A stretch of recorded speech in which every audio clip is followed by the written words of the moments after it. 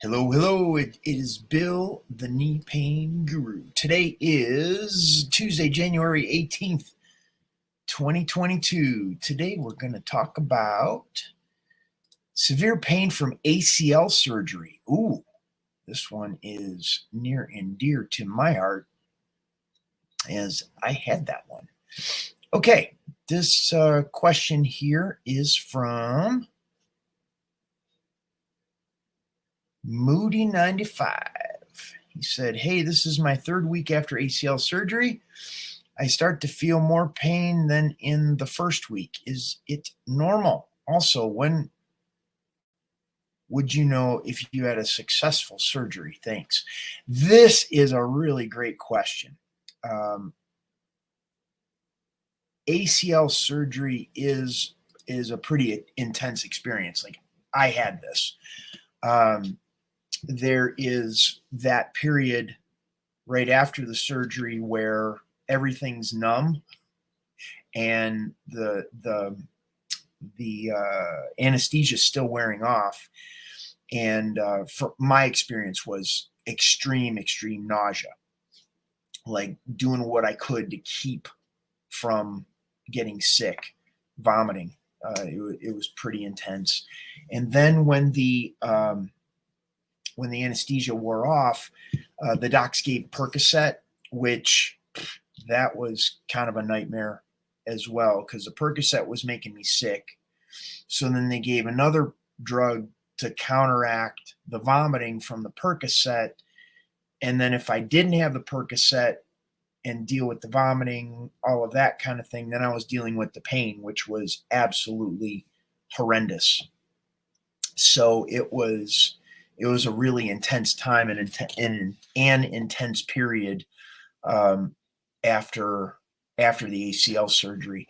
So it's quite a bit of a roller coaster after that period of time where it's like the knee starts feeling sort of normal, so you push it a little bit and then it feels bad again. Weird things happen with the ACL surgery. Uh, and the thing that confuses to determine whether the ACL surgery is successful or not is all of the other neurological tension patterns that go along with the repairing of the ACL. So with the ACL surgery, there's three different types of ACL replacements. The ACL stands for anterior cruciate ligament. And you can have a patella tendon replacement, which is where they slice a piece of your the tendon right below your kneecap that they recreate the ligament. So they drill a hole in your femur, the bone in your upper leg, in your tibia, and they reconnect the ligament that was torn inside of your knee. So you have the patella replacement, which is from your patella tendon. You have a hamstring, which they'll take a slice of the hamstring to replace the ligament inside the knee. And then they also have cadaver, which is going to be from a donor, someone who has deceased, and they will reconstruct the ligament in the knee. Each of those have their pros and their cons. The ACL is when they do the patella replacement is going to be a completely different type of pain than if you're dealing with a hamstring graft, than if you're dealing with a cadaver. The one that you would have the most success as far as healing after is going to be a cadaver. However, there is a chance that your body can reject the donor ligament. Of course, hamstring graft, you're going to have more pain in your hamstring. Patella, you're going to have more pain in the kneecap area. So each of these have neurological consequences, how I would refer to them as. The neurological consequences of the pain of these different areas, your body compensates for the experience of what it had during the surgery. Your body compensates for the initial injury from the ACL tear. That, coupled with the physical part that the doctors are repairing, can sometimes cloud whether or not the ACL surgery is successful or not. Meaning, to give you a perfect example, one of the biggest challenges after my ACL surgery was full range of motion in my knee. I had no problem before the surgery getting my heel to my butt. My big thing was getting back into judo. And one of the things we do before and after class is kneel. We bow in, we bow out of the class. So kneeling was very, very difficult. And it's because there's a there's a corkscrewing effect that takes place in the leg, that if there's that neurological trauma pattern as a result from the initial injury or the surgery, the follow-up surgery, what can happen is that corkscrewing effect doesn't happen, and then you can't get the heel to the butt.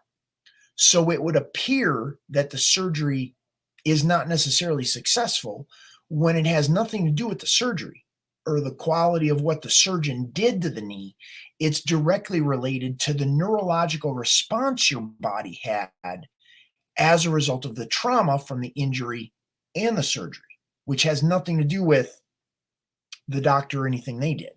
It's important we make distinctions and nuances when we look at what a successful ACL surgery looks like.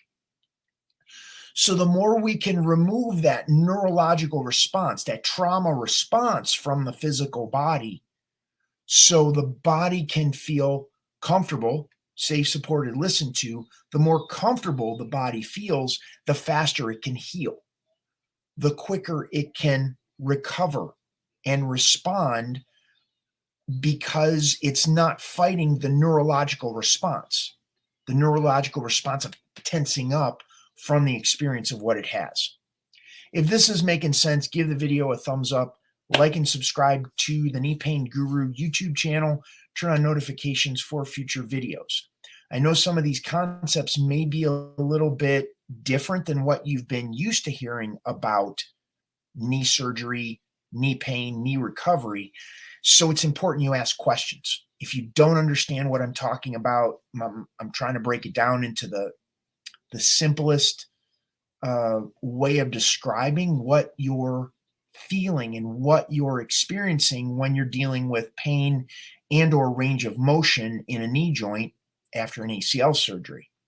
So we need to make those distinctions and nuances from your injury, the surgery, the recovery, to begin to see what, from the doctor's perspective, it may be completely successful. But from your perspective, you still have pain, you still have swelling, you still have difficulty with range of motion, and the knee doesn't feel normal.